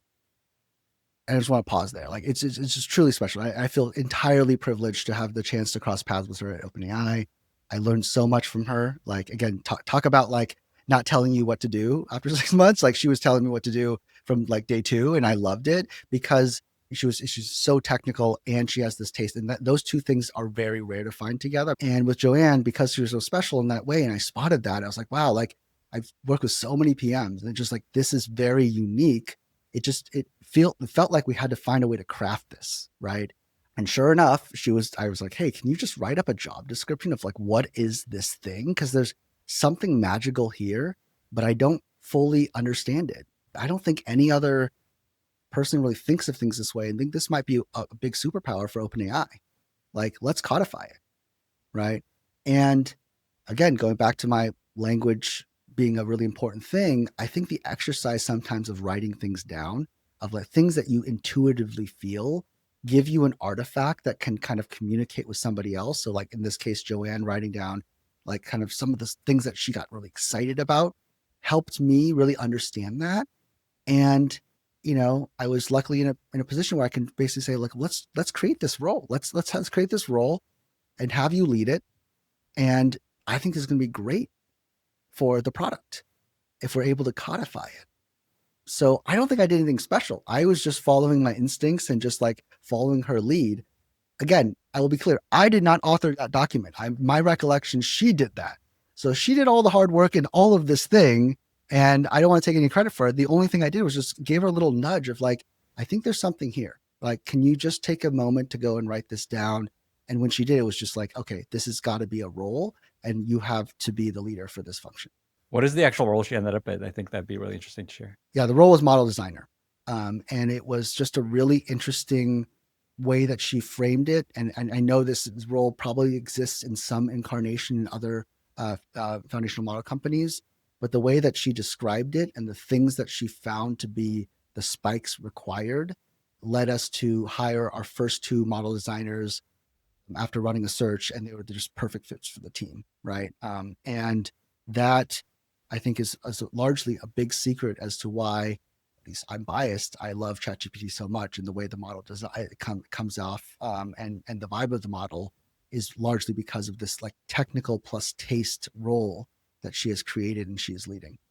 I love one of the interesting takeaways from this is, as a leader, is just pay attention to what people are really, really excited about, and then take the step of let them try to describe it very clearly in a doc. Coming back to your point about the power of language and words is just like, okay, tell me exactly what you're thinking and let's jam on it because maybe there's something here. Yeah. Is there anything broader here about just like leaning into strengths that you find just like, there's a lot of people, there's all this debate of like, should I just work on the things I'm terrible at and that'll make me better? Or should I find the things I'm amazing at and just get better at those things? Any thoughts there? I genuinely believe that fit is a two-way street. And so what you are passionate about, what your strengths are, you got to really find the right company, the right role for you. And I think there's a lot of force fitting that people want to do is to fit into a certain archetype. I'm glad we talked about the PM archetypes. Hopefully that frees people up to kind of really lean into what they love, right? Because, life's pretty short. It'd be great if everyone would find the thing that they really wanted to do and be able to lean in and do that. And I think the optimist in me is also why I'm so excited about the time and age that we're in right now, because there's so many different companies popping up. So there's something that really resonates with people, right? I mean, take a look at just the what we're doing here. It's like podcasting was not a thing 20 years ago. Like it was not a thing. But now we're able to like have these amazing tools and platforms that allow people to really express themselves and really what really truly brings them joy and makes them happy, and also brings a ton of value to the world, right? So I think that, yeah, I definitely believe in leaning in strengths. And I think that, as hard as it may be, sometimes you got to look at sort of where you are right now. And is this the thing that you really want to do? Or is there something else that's kind of drawing your attention and drawing you towards that? There's another management-oriented question I'll ask you. This came from Eric Antonell, who apparently has worked with you for 17 years across a Yeah, bunch of off and different on for 17 years. One of my biggest mentors and friends. Like he's amazing. Okay, so he's like, you need to ask this question. So the way he put it is, you've hired, managed, mentored many, many, many product people, some junior, some senior, across so many different cultures. And he's just like, we need to learn something from your experience doing that, in terms of what you've learned about what it takes to be a really successful product person, whether it's being successful in building product or career-wise. What's just like a nugget that you learn from seeing so many different types of people and cultures and seniority? I think for a product person specifically, it's really important to obsess over the details of craft, because you're crafting a product. It's important to obsess about the details of craft while simultaneously having the perspective and wisdom of which details don't actually matter. I'm going to pause there and just kind of try to unpack this a little bit. Because at the core of being a product person, you're like, oh, like I want to build something that people love, right? And that's the job. And that's what draws people to be product people, is that you have this desire to build. And I think that I've been involved in enough teams where I myself, and when I was really young and coming up as a product person, I would just get obsessed over these little details. And I realized afterwards that we just wasted a bunch of time on something that didn't actually matter. So I think that dichotomy is somewhat interesting and beautiful to me, because it encapsulates both the core of what the ethos of a successful product person is, which is you really have to care and you have to give a crap about the product that you're building. But you also have to have the perspective and business know-how to understand where do you apply your time and where do you apply the care there. And I myself feel like I've gone through cycles, like everything that I've done, I've gotten super deep and really obsessed. And then I take a step back and I'm like, wait, actually I was missing something. And this other thing was more important, right? I'll give you an example. I'll use the Uber example here as what I said, that, the digital product didn't really matter, right? And it's all about the price, the ETA. One of the proudest products I've built at Uber, which is Uber Reserve, right? It's the simplest of things. Going back to what I said before, sometimes the best products are the simplest of things. But the problem that we were trying to solve is that, everyone has this. You have a 6 a.m. flight. And are you really going to wake up at 4 a.m. and request an Uber and hope that there's enough Ubers and the person is going to come, right? Because if you do that, you're not going to sleep well, and you're going to wake up every 2 hours, and you're probably going to miss your flight anyway, because you're going to fall asleep or whatever. And so there was this insight of like, okay, there's a whole mismatch between what people really want, which is the peace of mind that their car is going to be there. And guess what? I'm willing to pay for that, right? And so we built Uber Reserve, which was like, it was the simplest thing, which is like, oh, just like go ahead and say what time your flight is, and we'll work backwards, or even just like tell us when you want to get picked up. And everything about that product we crafted what really mattered for the user, which was the peace of mind. So if you go there and you say what time your flight is, and you pick up your pickup time or whatever, I think that the product it hasn't changed that much since I was there. It would tell you, oh, this is cutting it really close. You may not make your flight. It's like, wow, again, that was put in there because of the principle of peace of mind, right? And on the other side, it's like, well, what do drivers need? They need to know you're not going to cancel and all this other stuff. So you got to think about the driver incentives too. So it was a simple idea. Really proud of the team for figuring out all the intricate details, did some testing. And last I heard from folks internally, this is like a $5 billion a year business now and one of the highest margin ones. And I'm really proud of this because it's like, it came from the idea of like, let's focus on what actually matters, right? Which is that peace of mind and how many people really need it in that moment. So that, I think that's a story that the best story I can tell. That's an awesome story. It connects so many of the things you've talked about. One is just, it may not be the product that really matters, and micro-optimizing the experience is not going to move the needle when there's something else that's more operationally oriented. But there's always going to be a product component if you're building it for users. The other piece that I think is interesting here is there's two. One is just, it connects back to your point about the importance of autonomy of product people. Is just like, I feel like you're like, here's the team, here's what I'm told to work on. And then you're like, oh, but this thing is actually the problem we need to solve. And let's just build a new product around it. And then there's a whole story imagined of you getting buy-in and all that stuff.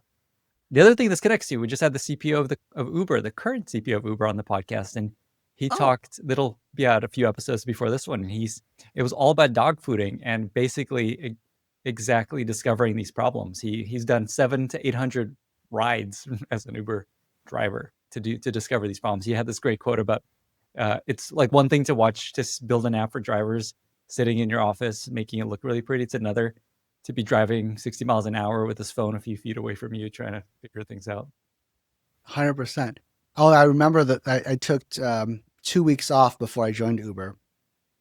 And in that time, I've been obsessed with kind of like user research for the longest of times. And this is like more relevant back then when you wanted to really understand how, the wide, massive users were using your product. And I remember I actually leased a car to drive for Uber those 2 weeks. So it's a little white VW something or another. I put an Uber sticker on it. I turned on the app and I just started driving it. It's like, there's no better way to learn than to dog food. And I'll just build on what Sachin, right? This is the person you had on the podcast. Yeah. It's amazing guy. And so I'll just build on sort of what he said there. I think that, what really stuck with me in terms of framework that I learned back in school was because I was brought up with the IDEO way of design thinking. And I was at the design school at Stanford where before, we literally were in trailers. That's how early it was. But I remember that the framework that really stuck with me is what IDEO preached, which was like, there are 5 stages to great design thinking. Number 1 is empathize. 2 is to define. 3 is to ideate. 4 is to prototype. And 5 is to test. And what I love about this framework, and I really hope this doesn't get lost because I don't know how much it's being preached nowadays in design thinking, is that it has the right words associated with it. Like the first thing is empathizing. Like it's not just about, you got to really feel the pain of your customers, right? It's not just about kind of theoretically understanding what the problems are. It's like really empathizing, which is why, user research was so important to me, right? Is to understand that, or even, like Sachin said, just taking those rides, but also, flying around the world. And when I was working at Uber to figure out, well, what are the various conditions? And so empathize is like a really powerful word.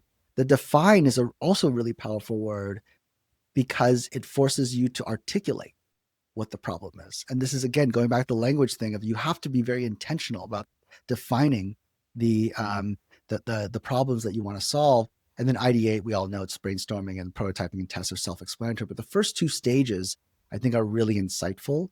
And it talks directly to what Sachin was saying. It's like, you got to dog food because you really have to empathize. And the great products are when you really feel the pain and you really empathize with what people are experiencing. This is a great connection to another podcast episode that I came to mind as you were talking. The head of product at Linear, Nan, had this really great concept. That's exactly what you're just saying, which is, as a product person, you want to feel the pain of your customer the same way they do. You shouldn't stop asking questions to understand what they're telling you until you feel the pain that they feel. And that'll help you. But basically, that's like how to operationalize empathizing. It's just, do you feel the suffering that Yeah, they're and I going really through? do hope product people still do this to this day, because I think there's so many shortcuts that if people take, you're going to miss the point, right? I still remember distinctly flying down to LA with Kevin Systrom to go do a user research study. And it was a one-way glass thing where we listened to people talk about Instagram and how they use Instagram. And there's no substitute for that, right? I think that if to anyone out there who's like doing user interviews and then saying, hey, ChatGPT, summarize the takeaways, you're missing the point. You can't empathize with the summary. You have to be in the room, fully immersed, no phones, just actually hearing the words and the intonation. That's how you're going to get the full color. So, yeah. It makes me think of Jeff Bezos as this great quote. If you have an anecdote and data and they're telling you different things, trust the anecdote. Mm-hmm. Oh man. Great So one. many lessons. Okay. So to start to kind of wrap up our conversation, we Sure. covered a lot of ground. I want to ask you about Facebook real quick. So Sure. you joined Facebook very early. Uh, Eric Antonow, who I've mentioned previously, told me that it was very strange that you left Google to join Facebook at that stage. Google was killing it, on top of the world. You had such a strong career path. Things were going great. We decided to take a big leap joining Facebook. What did you see? Because I think there's something interesting here that we can learn about what you saw that may help other people decide where to go work.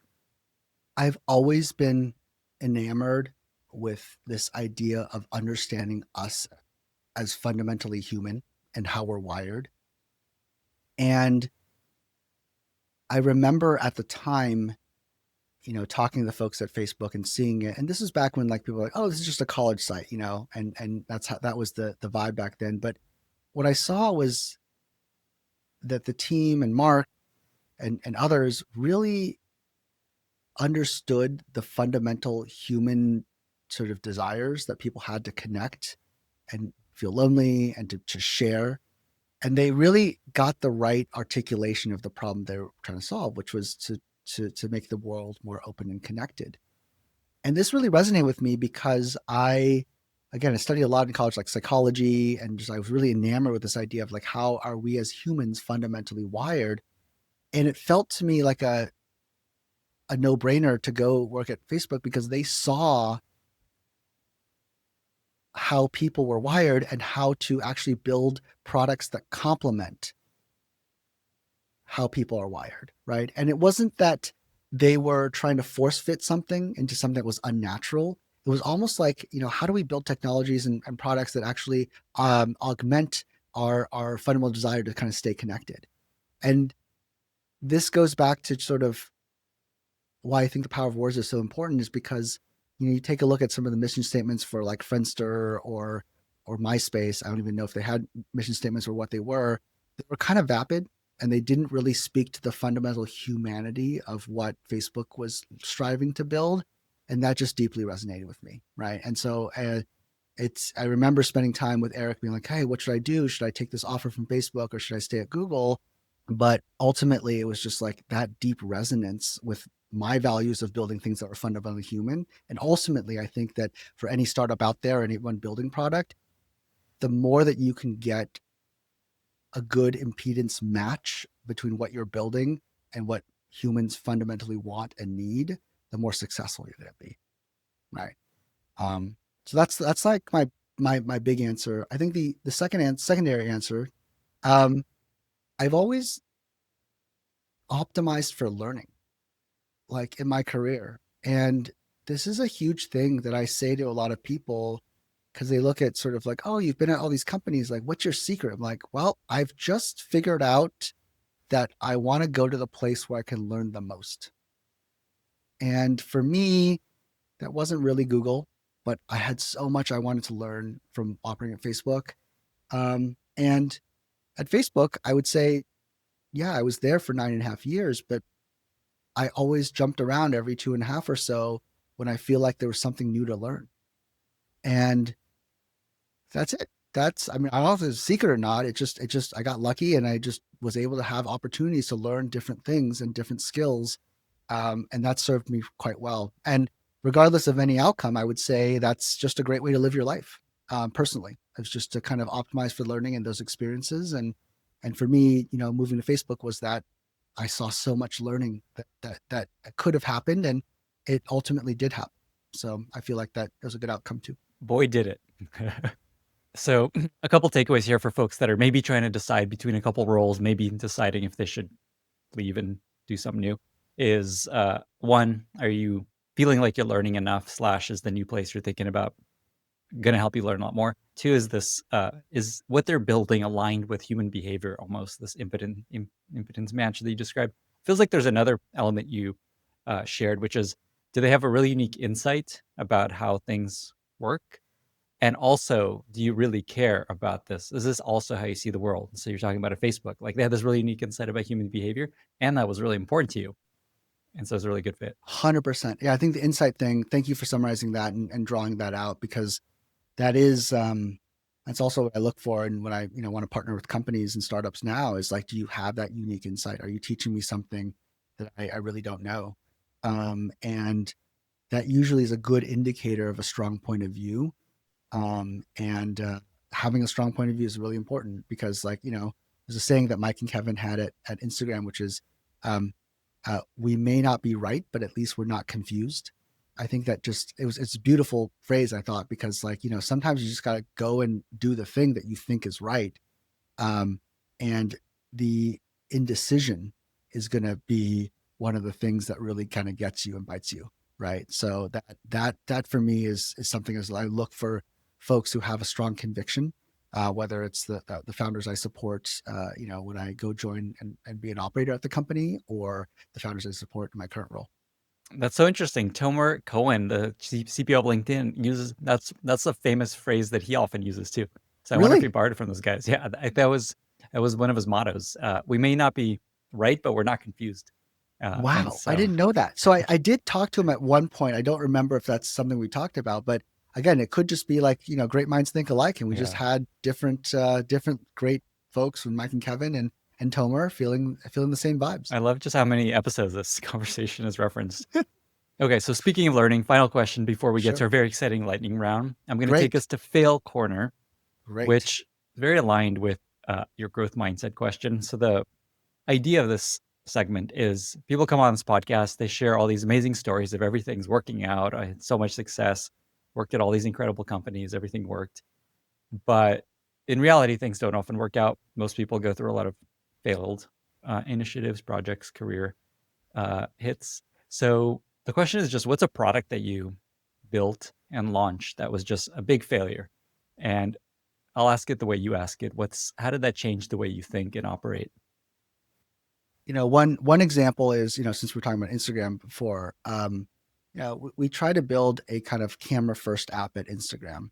It was called Bolt, and it didn't work. And the great, kind of levels of craft and design, and the premise was essentially like, can we make it so it just reduces the pressure to share, right? And you can open to a camera, you can just kind of like send some things to folks, and you get some good feedback, and you kind of go from there. And it was, and obviously the Instagram design team, so it was top notch. Like, the app was designed really well. It was really fast because it was the Instagram, engineering team, and they were just really good at making performant mobile apps, right? It had all of the advantages that we had talked about, that we valued in Instagram, but we launched it, and I believe it was New Zealand or Australia, and it didn't work. And I remember the reason we knew this is we're looking at sort of the retention graphs, and retention is the key indicator in any product that you build. It's not the number of users, it's not the volume, it's actually retention, and cohorted retention. You can draw that, you can plot the line, and if it asymptotes, then you're in a good spot, because that means that people over X period of time will continue to stay on the app, and that just didn't happen. And I think the learning here was that you can really have the best team in the world with the best product taste, and you can't really predict what's going to hit on the first go. And failure is okay. you're just going to up and learn from that, right? And nobody wallowed over that. We actually had some technology that we built there that we were able to port over to the main app, which was really good, really helpful. But, you know, to quote the great American poet Sean Carter, it ain't a loss, it's a lesson, right? And I think it's really important that you see that as a product person, is that you don't see it as failure. You see it as like kind of great. Now I'm that much smarter, right? And this is something that I've just collected. There's other examples as well, but I think this is a good example of sort of something that's somewhat counterintuitive. That you have the best team, you're going to provide those hits over and over, but sometimes you can't predict those hits, and you just have to have the wisdom to be like, okay, let's see what we can learn here, see what we can save here, and then move on. I absolutely remember that product in launch or heard about it, but I also don't ever think about it. And so I think it's a good reminder, because that's Instagram launching a new product that's trying to rethink the way you do your camera. That's a big deal. And so I could see that being a really big deal for it not to work out. At the same time, nobody remembers that really. Exactly. Yeah. Peter, we've gone for 2 hours at this point. I feel like we could do it 2 hours more. We'll save that for another conversation. Great. Before we get to our very exciting lightning round, is there anything else you either wanted to share or want to leave listeners with to maybe double down on a point you made that you think might be helpful? Otherwise, we'll just jump right in. I think we should jump right in, because I feel like you've extracted every little ounce of what wisdom I had here, and you did a great job here, just helping me remember these stories and recounting stuff. So I'm ready to jump in. That's my goal. Although I know there is much more that I haven't even started to tap. But with that, we reached our very exciting lightning round. Are you ready? I'm ready. Question 1: what are 2 or 3 books that you find yourself recommending most to other people? This is easy for me. Number 1 is Sapiens. If you're a product person, you have to understand our own humanity if you want to build products for people. Straight up, that's a beautiful book. I read it before it was called Sapiens. It was called From Animals to Gods, and it was just republished a different name, but it has really stuck with me. And I remember it's a very short, easy read, so I'd recommend that. The second book, I think, for product folks is a classic one, which is The Design of Everyday Things by Don Norman. This may seem outdated and old, but I promise you it's not. It really helps you understand, physical product design, which is, again, things that mold and shape to humanity. I think it gives you a good sense of that. Third book is something I'm reading right now. It's recommended by a friend of mine, and I can't put it down. It's called The Silk Roads. By Peter Frankopan. And basically, this is a recounting of history through the lens of the Silk Road and sort of and the Middle East and how that's evolved. It's so fascinating, because one of the things I love, Lenny, is seeing things from different perspectives. This is why travel's fun. This is why, user research is fun for me. And it really helps you see the events of world history that we've all been experiencing through a very Western viewpoint in a different way. And it kind of connects a bunch of things that are like, there's Western thought, there's Eastern thought, but if you see the connection between them, it's super fascinating. I'm only 3 or maybe 4 chapters in, but definitely something I would recommend off the bat. What is a favorite recent movie or TV show that you've really enjoyed? I have to go, maybe it's not as recent, but the one that always comes back to me is The Wire. HBO's The Wire. And I guess there's just so many TV shows now that I'm still processing, do I want to put it in my all-time greats? But the storytelling there and the various different sort of consistent characters, but the fact that there's the beautiful writing of The Wire is something that's unparalleled. I'm now curious what's in your all-time greats list, but I'm not going to go there. We're going to keep going. What's a favorite product you recently discovered that you really love? I'm just going to go with granola, because I think that we talked about this before, but this has been a superpower for me. And I have a lot of commute time now. What I do is I just do a single player mode. I go up and I start thinking about and brainstorming about sort of ideas or theses I have for investing or whatnot. And I get to where I'm going, and boom, they're organized in a more cogent way, and oftentimes ways that I didn't even think about articulating them. So it goes through the process of forming words, but it also helps with that assistance. And I think it's a beautiful product on many different levels. Wow, granola's killing it at this category recently. And I'll give a shout out. You get a year free of granola if you become a yearly subscriber of my newsletter, which is not just for you, but your entire team. They gave an incredible deal. Is that true? I didn't know that. 100% true. Okay, well, I tell you, I was not compensated for that little pitch there. That's genuine right there. I'm also not compensated. Yeah, if you go to lennysnewsletter.com and click bundle, you'll see a way to get it. Love the product, use it all the time. I should be using it for these interviews, and then I could have a whole summary ready to go. Okay, next question. Do you have a favorite life motto that you often come back to in work or in life? Yes, this is actually something that my dad taught me. It's a saying that is in Chinese that it actually rhymes in Chinese, but kind of almost rhymes in English. And it goes something like this in English, which is, if you move a tree, it dies, but if you move a person, he thrives. And I think it's a really interesting thing I keep on coming back to. And this goes back to why, for me, it's just the joy of learning and trying new experiences and being at different companies that I've been very fortunate to be at. I really think that that's how you should live life, is just to kind of experience these different experiences. And it's kind of poetic to be like, yeah, like something like, unfortunately for trees, like you can't really move them after a while. But for humans, I think that you move them around and, we get different travel experiences and we get different life experiences when we go to different jobs. And I think that makes life really worth living. There's I always think about what I would answer to this question, and there's a few, but one is something I always come back to when my wife and I are deciding to do something is choose adventure. Similar sentiment. Final question. Okay, so you've now you moved from product leader to investor. So I just want to give you a chance to tell people what kind of stuff you're looking for. So you're Felicis now, investing in startups. Yep. What sort of startups are you looking for? Who should reach out if they're interested in Well, I appreciate that opportunity. Look, for me, I think it's been very clear. Like, I just love working with great people. It's for me, investing is just the ability to support more amazing founders. I've always been drawn to the founder archetype, right? Like working closely with Zuck or, with Travis or Howie, Brendan at Oculus, and folks at OpenAI. I think there's this amazing sort of visionary person that I love supporting in one way or another. And I've supported them from mainly from the inside as a product leader. But for me, it's just finding those amazing founders. And in this current role, I get to work with many founders at the same time, right? And just 2 days ago, I had meaningful calls, product jams with like 3 different founders in 3 different industries.